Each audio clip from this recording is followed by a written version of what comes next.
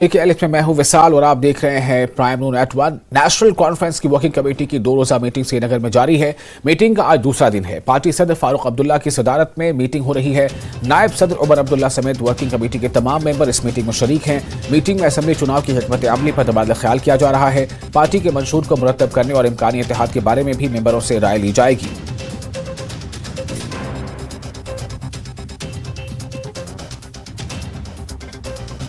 National conference working committee का आज दूसरा दिन है और आप देख सकते हैं कि जो हेडक्वार्टर्स है नेशनल कॉन्फ्रेंस का, उसके अंदर तमाम जो बड़े लीडरान हैं, वर्किंग कमेटी के जो मेंबरान हैं वो मौजूद हैं और बातचीत की जा रही है। जो मेन मुद्दा है, आज जिन बातों पर डिस्कशन होना है उनको लेकर ये बात की जा रही है कि विधानसभा के चुनाव को लेकर के पार्टी स्ट्रैटेजी तैयार कर रही है। पार्टी अपनी हिकमत अमली बना रही है कि किस तरीके से जो प्रदर्शन है पार्टी का वो विधानसभा चुनाव को लेकर बेहतर हो। इसके अलावा अलायंस को लेकर के भी मंथन किया जा रहा है, बातचीत की जा रही है कि एक मजबूत अलायंस जो है वो बनाया जाए ताकि विधानसभा चुनाव के अंदर जो है पार्टी का प्रदर्शन जो है वो बेहतर रहे। इसके अलावा इस बात पर भी मंथन किया जा रहा है कि किन किन जगहों पर पार्टी का लोकसभा चुनाव में प्रदर्शन बेहतर रहा है और कहां पर मायूसकुन प्रदर्शन रहा है। तो ऐसी जगहों पर जहां पर पार्टी का प्रदर्शन अच्छा नहीं रहा है वहां पर संगठन को मजबूत किया जाए, पार्टी कैडर को और जो है फाल बनाया जाए और एक्टिव बनाया जाए और मुतहर्रिक बनाया जाए। इसको लेकर के भी बातचीत हो रही है और माना जा रहा है कि मीटिंग खत्म होने के बाद जो है एक प्रेस ब्रीफिंग भी की जाएगी। विजय आफाक के साथ में काजिर फान, न्यूज 18 के लिए। और बीजेपी के सीनियर लीडर और साबिक नायब वजीर आला कविंदर गुप्ता ने जम्मू कश्मीर के बीजेपी लीडरों की हाई कमान के साथ आज की मुलाकात को अहम करार दिया है। उन्होंने कहा कि पार्टी हेडक्वार्टर में होने वाली इस मीटिंग में कई मसाइल पर बातचीत की जाएगी। जम्मू कश्मीर के सियासी सूरत हाल के साथ साथ सिक्योरिटी सूरत हाल का भी जायजा लिया जाएगा।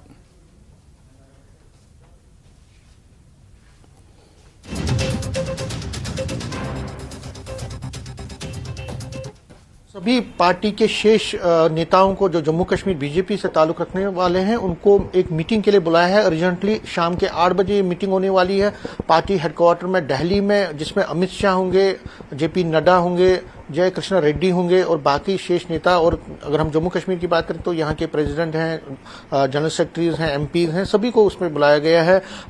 उनको कहा गया है कि वो वहां तुरंत पहुंचे।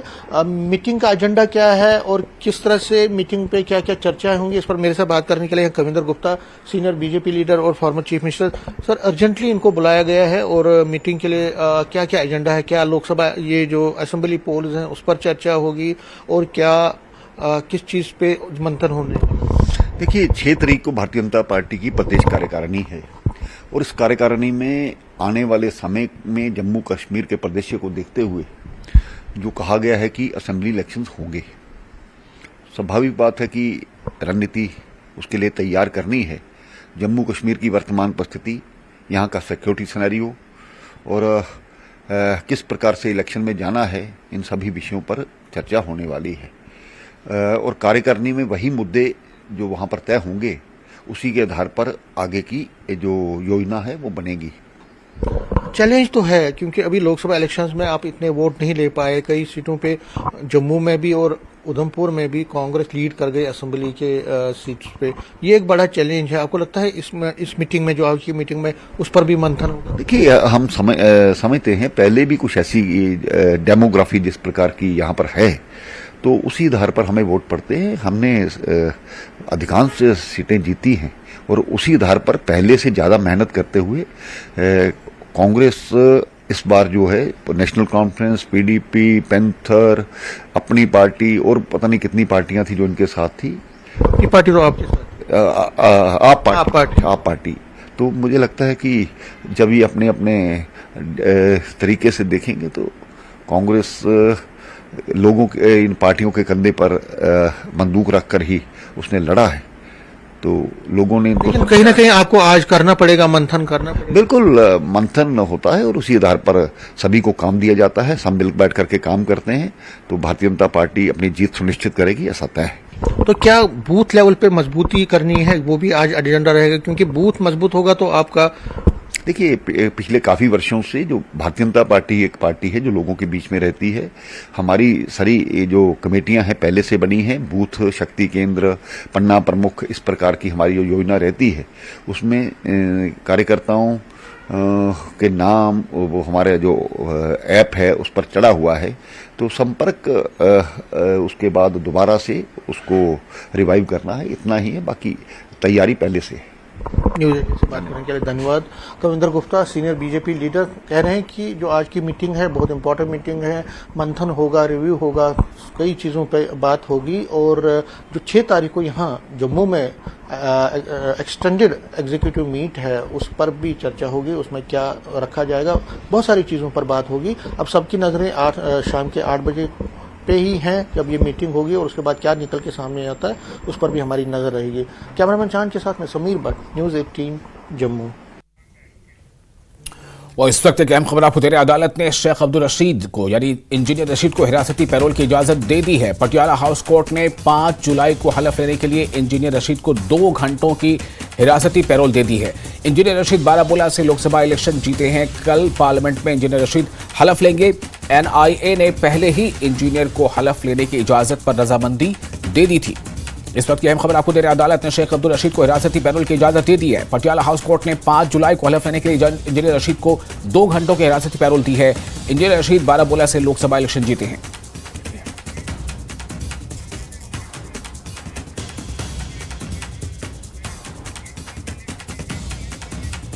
और इस वक्त हमारे साथ जुड़ चुके हैं एडवोकेट उबैद, जो चीफ इलेक्शन इंचार्ज थे इंजीनियर रशीद के। एडवोकेट, आपका बहुत इस्तकबाल है। उबैद साहब, मैं जानना चाहता हूं कि ये जो अब खबर आ रही है कि पटियाला हाउस कोर्ट ने इजाजत दे दी है 2 घंटों की हिरासती पैरोल की, इसकी जरा और हमें डिटेल बताएं।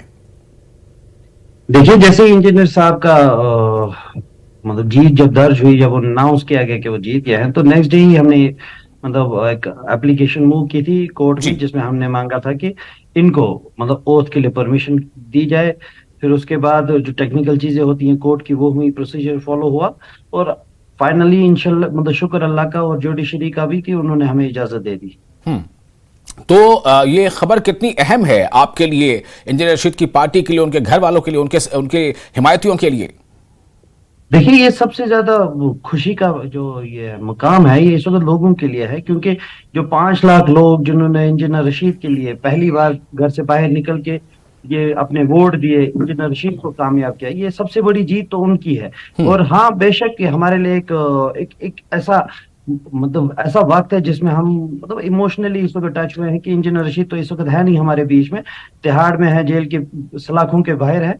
जो लोग उनको देखना चाहते हैं वो शायद आज उनकी ओर देख के कल वाकई मतलब कल उनकी ओर देख के वो एक राहत की सांस लेंगे और उनको ये महसूस होगा कि हमने इंजीनियर रशीद को चुना है और इंजीनियर रशीद उनकी नुमाइंदगी करेंगे।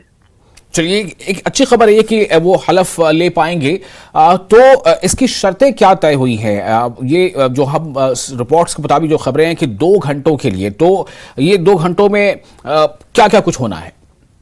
देखिए, कोर्ट ने ये परमिशन दी है कि जो भी उनकी रजिस्ट्रेशन प्रोसेस है, जैसा भी जो भी फॉर्मेलिटीज पार्लियामेंट में होंगी, उनके लिए जहां जहां पे भी इंजीनियर रशीद की जरूरत है वो पूरी की जाएगी। 2 घंटे का कस्टडी पैरोल है जिसमें उनको मीडिया से इंटरेक्ट करने के लिए इजाजत नहीं दी गई है और उनका ओथ होगा। जी, अगला सवाल ये होगा कि कहते हैं कई बार कि बड़ा फासला या बड़ी मंजिल जो है वो मरहलेवार तय होती हैं। क्या ये जो पहला मरहला कि उन्हें इलेक्शन लड़ने की इजाज़त मिली, दूसरा मरहला अवाम ने उनका साथ दिया, तीसरा मरहला वो जीत गए और उसके बाद अब हलफ लेने की जो है वो इजाज़त मिल गई है कोर्ट से, एक और मरहला अबूर हुआ, क्या इसके बाद इस बात की भी उम्मीद है कि इंजीनियर रशीद जो है आगे पार्लियामेंट के सेशंस में हिस्सा ले पाएंगे, अपने इलाके के जो वो नुमाइंदगी कर रहे हैं बारामूला से, उनके मसाइल को पार्लियामेंट में उठा पाएंगे? उसके लिए अब किस तरह की तैयारियां हैं आपकी?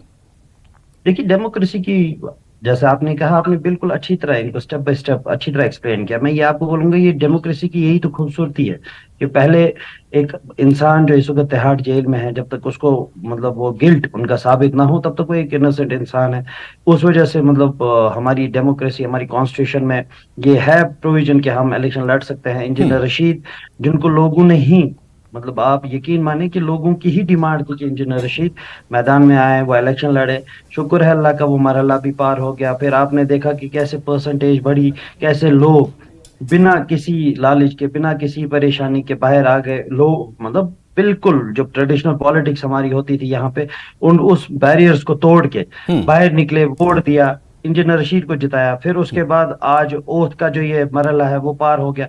तो इंशाल्लाह इंशाल्लाह हमें डेमोक्रेसी, मतलब डेमोक्रेसी में रह के हमें जुडिशरी पे पूरा यकीन है कि इंशाल्लाह जो ये 5 लाख लोग हैं जिन्होंने वोट दिया है, या 17 लाख लोग जिनकी नुमाइंदगी इंजीनियर रशीद करेंगे, उनका जो साथ है वो जुडिशरी मद्देनजर रख के आने वाले वक्त में इंशाल्लाह उनको बेल भी देगी, और इंजीनियर रशीद को हम पार्लियामेंट में भी देखेंगे इंशाल्लाह। चलिए, और हमें ये बताएं कि उनके घर वालों में खासतौर से जो उनके अहल खाना है, जो खबरें आ रही है कि चूंकि कल वो ओथ लेंगे तो जाहिर है कि तवक्को की जा सकती है कि वो दिल्ली पहुंचेंगे, तो किस तरह की तैयारी है उसको लेकर? क्या वो दिल्ली निकलने वाले हैं? देखिए दिल्ली तो निकल के, देखिए खास कोई तैयारी है नहीं। आप यकीन माने कि इंजीनियर रशीद एक सादा इंसान है, जमीन के साथ जुड़ा हुआ है, एक नॉर्मल इंसान जिसको कभी कोई प्रोटोकॉल की लालच नहीं थी। और अगर आप अभी भी देखें, उनको कोई प्रोटोकॉल ना उनके एमएलए के दौरान में था, ना आज एमपी बनने के बाद भी है। उनकी फैमिली विदाउट सिक्योरिटी है, विदाउट सिक्योरिटी चलती है। उनने पहले ही अपील की, मतलब एडमिनिस्ट्रेशन को, कि हमें कोई भी सिक्योरिटी नहीं चाहिए, हमारे सिक्योरिटी यही लोग हैं जिन्होंने आज हमें वोट दिया। उसके बाद दिल्ली वो निकल चुके हैं। इंशाल्लाह जैसे ही कोर्ट ने परमिशन दी है उसकी फैमिली के लिए, वो फैमिली वहां पे जरूर मौजूद होगी। चलिए, बहुत शुक्रिया आपका तमाम बातचीत के लिए। न्यूज़ 18 JKLH पे आपने अपना वक्त दिया, अपनी बातें रखी।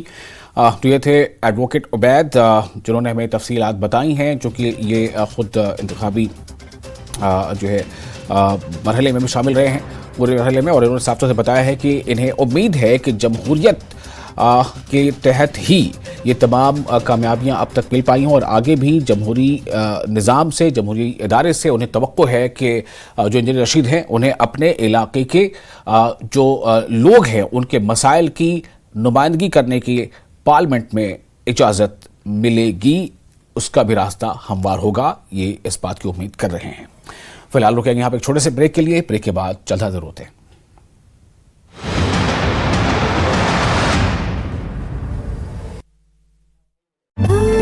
व्यवस्था ठीक करने की अपील की। कुपवाड़ा से हथियार और गोला बारूद बरामद, संयुक्त तलाशी अभियान के दौरान मिली कामयाबी।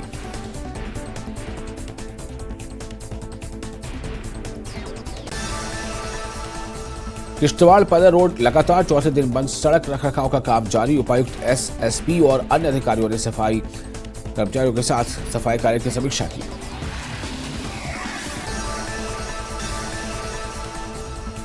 जम्मू कश्मीर के होनहार युवा खिलाड़ी सूर्य भानु प्रताप सिंह ने अंतर्राष्ट्रीय स्तर पर किया शानदार प्रदर्शन, बीजेपी कार्यालय में किया गया सम्मानित। भारत के मुख्य सूचना आयुक्त हीरालाल समारिया ने केंद्रीय मंत्री जितेंद्र सिंह से की मुलाकात। केंद्रीय सूचना आयोग में कामकाज की स्थिति का लिया जायजा। माता वैष्णो देवी के ट्रैक पर पत्थर गिरने से श्रद्धालु की हुई मौत, श्राइन बोर्ड अधिकारियों ने ले गए अस्पताल शव को। ब्रेक के बाद एक बार फिर आपका स्वागत है न्यूज़ 18 JKLH यानी जम्मू कश्मीर लद्दाख हिमाचल में। मैं हूं विशाल और आप देख रहे हैं प्राइम नून एट 1। बाडीपुरा के इलाके अरहगाम के हायर सेकेंडरी स्कूल में मेगा ब्लॉक डे का इनेकाद किया गया। ब्लॉक डे के दौरान हाई स्कूल के बच्चों ने रक्स करके हाजरीन की दाद हासिल की। बच्चों का कहना है कि इन्हें बहुत खुशी मिली क्योंकि हमने अपनी मादरी जुबान में सकाफती प्रोग्राम पेश करके लुत्फ उठाया।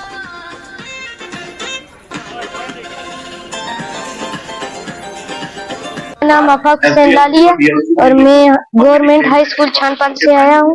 तो कल्चर प्रोग्राम के लिए यहाँ पे क्या पेश किया? यहाँ पे हमने सर डांस की, सर गोजरी डांस। जिला बडगाम के मागाम में G20 से पहले म्युनिसिपल कमेटी मागाम की हदूद के लिए लाखों रुपए की मालियत के साइन बोर्ड तो बनाए गए, लेकिन आज तक इतना अरसा गुजर जाने के बावजूद ये नस्ब नहीं किए गए। लोग सवाल उठा रहे हैं कि यह सरकारी खजाना जाया किया जा रहा है।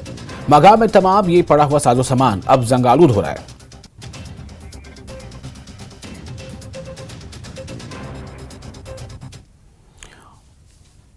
और ये देखिए, ये उस वक्त की तस्वीरें हैं जब टीम इंडिया पीएम आवास पे थी और उन्होंने प्रधानमंत्री नरेंद्र मोदी से मुलाकात की थी और नरेंद्र मोदी ने उनसे काफी देर तक बातचीत की और पूरा ये टूर्नामेंट चैंपियनशिप हासिल करने तक का ये सफर कैसा रहा, इस पर बातचीत हुई है। इस वक्त तो आप देख सकते हैं ये टीम इंडिया के तमाम खिलाड़ी, अब से कुछ देर पहले की ये तस्वीरें हैं जब वो पीएम आवास पहुंचे थे और वहां उन्होंने अपनी बातें उनसे शेयर की थी और प्रधानमंत्री ने उनसे मुलाकात की थी। ये वो तस्वीरें हैं।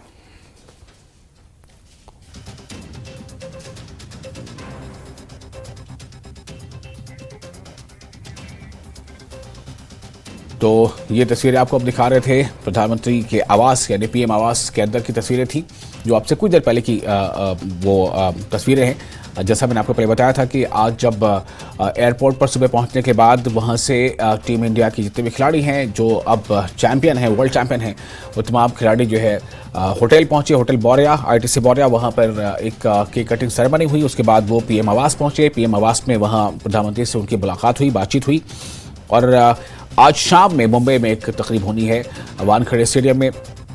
आज वहां एक एजाजी तकरीब होगी।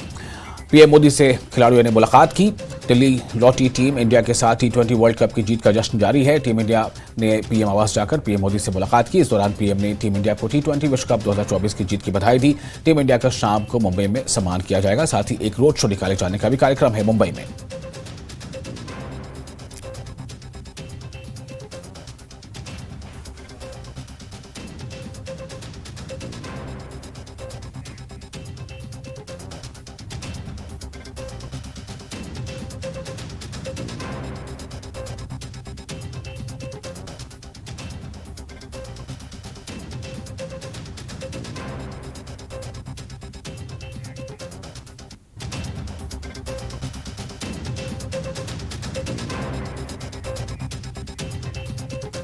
वहीं इससे पहले टीम इंडिया का स्वागत करने के लिए बड़ी संख्या में लोग एयरपोर्ट पहुंचे थे। जैसा मैंने आपको बताया था कि एयरपोर्ट में आज सुबह ही टीम इंडिया पहुंची थी और उसके बाद एक बस के जरिए एयरपोर्ट से टीम इंडिया के तमाम खिलाड़ी होटल पहुंचे थे, होटल मौर्या।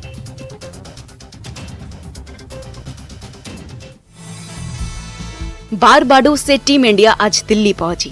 इस पल का इंतजार हर एक भारतीय फैंस को था। लोग रोहित, विराट के साथ बाकी खिलाड़ियों की झलक पाने के लिए बेताब थे। इससे ज्यादा इंतजार शायद उन्हें वर्ल्ड कप देखने के लिए था। यही वजह है कि दिल्ली एयरपोर्ट पर सुबह से लोगों की भीड़ लगी हुई थी। लोग टीम इंडिया का मनोबल बढ़ाने के लिए खड़े थे।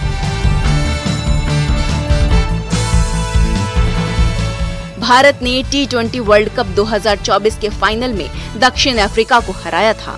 इसके बाद आज सुबह जब रोहित शर्मा की चैंपियन टीम दिल्ली के इंदिरा गांधी इंटरनेशनल एयरपोर्ट पर पहुंची तो लोगों की खुशी का ठिकाना नहीं रहा। फैंस भारत माता की जय के नारे लगा रहे थे। उनके हाथ में तिरंगा लहरा रहा था। खिलाड़ियों के पहुंचते ही लोगों ने अपना मोबाइल निकाल लिया और इस पल को अपने कैमरे में कैद करने लगे। इसके बाद सभी खिलाड़ी एयरपोर्ट से सीधे मौर्य होटल के लिए रवाना हो गए।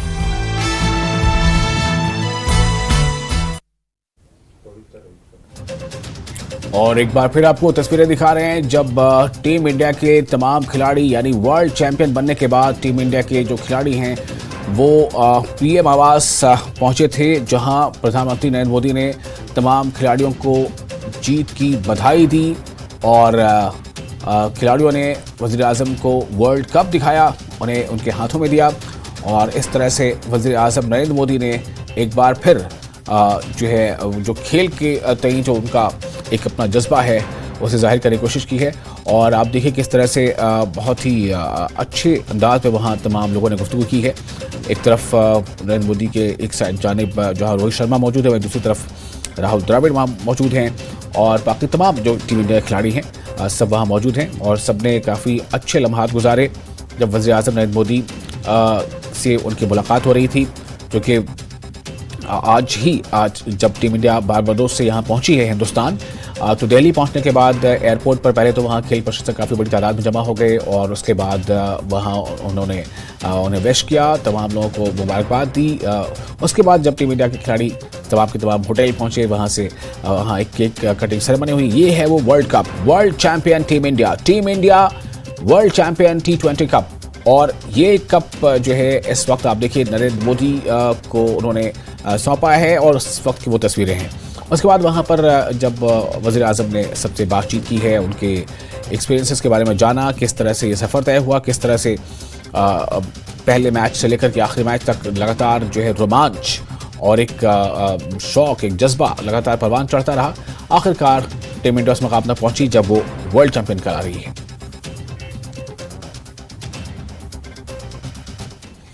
खबरों में आगे का रुख करते हैं। म्युनिसिपल काउंसिल बडगाम के वार्ड नंबर 2 खानपुरा में बीती रात चोरी की वारदात पेश आई। इस वारदात में चोरों ने 3 घरों को अपना निशाना बनाकर चोरी की है। इस दौरान लाखों के जेवरात और कुछ नकदी चोरों ने चुराई है। सुबह सवेरे जब मकान मालिकान नींद से जागे तो उन्होंने बताया कि उनके घरों में तोड़फोड़ हुई है और जब उन्होंने ध्यान दिया तो वहां चोरी हुई थी। पुलिस मौके पर पहुंची है और मुकदमा दर्ज कर लिया गया है। वहीं फॉरेंसिक टीम भी मौके वारदात से सबूतों को जमा कर रही है।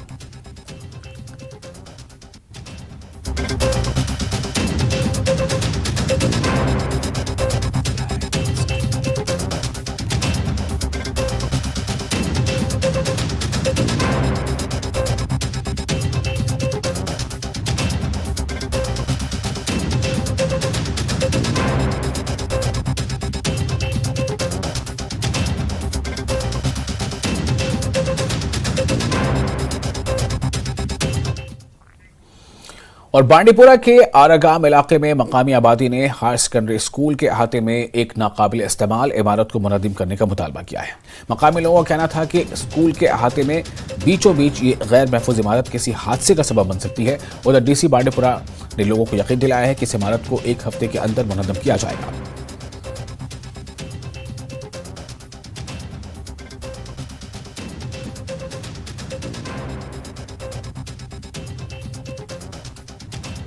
सर रिक्वेस्ट ये है मेरी कि ये जो बिल्डिंग सामने बनी हुई है इसको कई बार हमने ये यहाँ से गवर्नमेंट को कहा भी कि डिसमेंटल होनी चाहिए जी। इसकी वजह से यहाँ बच्चों को भी खतरा है, यहाँ बहुत खराबी है, इससे इसमें पानी टपकता है, ये किसी काबिल नहीं है। लेकिन बदकिस्मती से आज तक किसी को टच से मस नहीं हुआ।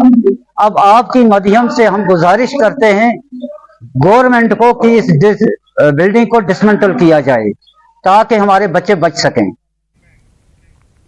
जम्मू कश्मीर बीजेपी के सदर रविंदर रैना का कहना है कि नई दिल्ली में पार्टी रहनुमाओं की आज की मीटिंग होगी और फिर जम्मू कश्मीर बीजेपी की तौसी एग्जीक्यूटिव मीटिंग में जम्मू कश्मीर की सियासी सूरत हाल का जायजा लिया जाएगा। उन्होंने कहा कि आने वाले असेंबली इंतखाबात के लिए हिकमत अमली को भी हतमी शक्ल दी जाएगी। मरकजी क़यादीन को जम्मू कश्मीर के सियासी सूरत हाल के बारे में उनकी तजावीज़ लेने और राय देने के लिए मुनक़िद किया जा रहा है। मेरे साथ इस प्रकार हैं रविंदर रैना जो जम्मू कश्मीर प्रदेश बीजेपी के चीफ हैं। रविंदर जी, जो आज मीटिंग है और फिर 6 को नेशनल स्टेट एग्जीक्यूटिव की मीटिंग है, क्या माने कि आप अब फुल फॉर्म में आ गए? भारतीय जनता पार्टी हमेशा ये चाहती है कि असेंबली के इलेक्शंस जो है वो उसकी घोषणा, उसका ऐलान इलेक्शन कमीशन जल्द करे। हम तो चाहते थे कि पार्लियामेंट इलेक्शन के साथ साथ एक इलेक्शंस हो। बीजेपी का वर्कर, हमारा कारकुन, हमारे जो पार्टी के लीडर्स हैं, पार्टी के वर्कर्स हैं, 24 घंटे सेवा भाव से काम करते हैं। पॉलिटिकली हमेशा अगर सबसे ज़्यादा कोई सियासी जमात एक्टिव रहती है तो वो बीजेपी है। भारतीय जनता पार्टी पूरे तरीके से जम्मू कश्मीर में असेंबली इलेक्शंस के लिए तैयार है। 6 जुलाई को हमारे ऑल इंडिया प्रेसिडेंट जनाब जेपी नड्डा साहब जम्मू कश्मीर आ रहे हैं। एक बड़ी वर्कर्स की मीटिंग जिसमें पार्टी के जिम्मेवार ओहदेदारान के साथ वो बात करेंगे और मुझे पूरा यकीन है कि हमारे all India president JP Nadda साहब जब 6 जुलाई को अपने वर्करों से, पार्टी के वर्करों को जब खिताब करेंगे, यकीनन ये एक इलेक्शन का ऐलान होगा। आज शाम को जो मीटिंग है और उसमें सभी शीर्ष नेता हैं, फिर 6 तारीख को एग्जीक्यूटिव जो मीटिंग है 2000 के करीब लोग होंगे, तो क्या आप माने कि इलेक्शन के लिए आपका बिगुल बज गया? भारतीय जनता पार्टी हमेशा तैयार है हर किस्म के इलेक्शंस के लिए। पार्लियामेंट के इलेक्शन हुए हैं, बीजेपी की शानदार जीत हुई है। असेंबली के इलेक्शंस, उसका ऐलान जब इलेक्शन कमीशन करेगा। बल्दियाती इलेक्शन है, अर्बन लोकल बॉडीज के, पंचायती इलेक्शंस, बीडीसी, डीडीसी, जो इलेक्शंस होंगे पूरी ताकत के साथ लड़ेंगे और जीतेंगे। एक चीज मुझे समझाइए कि आप जो अपोजिशन पार्टीज हैं वो कहीं ना कहीं आपको कटघरे में ले रही हैं, कह रही हैं कि ये तो हसीन सपने देख रहे हैं, तो सपनों में क्या सपने देखते रहेंगे, ये कभी भी यहाँ पावर में नहीं आएंगे। देखिए, भारतीय जनता पार्टी ने लगातार तीसरी बार 2014, 2019 और फिर 2024 में जबरदस्त अंदाज में जम्मू में जीत हासिल की है और उधमपुर सीट में जीत हासिल की है। शानदार जीत बीजेपी की हुई है। लेकिन कई जगहों पे तो आप पीछे रह गए। पहली बार 2014 और 19 में तो सभी जगह लीड की थी, लेकिन इस बार तो 7 सीटों पे आपने लीड खोई है। आप असेंबली के इलेक्शंस आने दीजिए, बीजेपी की जबरदस्त जीत होगी। कांग्रेस समेत तमाम सियासी जमातों का सूपड़ा साफ होगा। लोग जानते हैं, लोगों ने कांग्रेस की हुकूमत देखी है जनाब, क्या बात करते हो।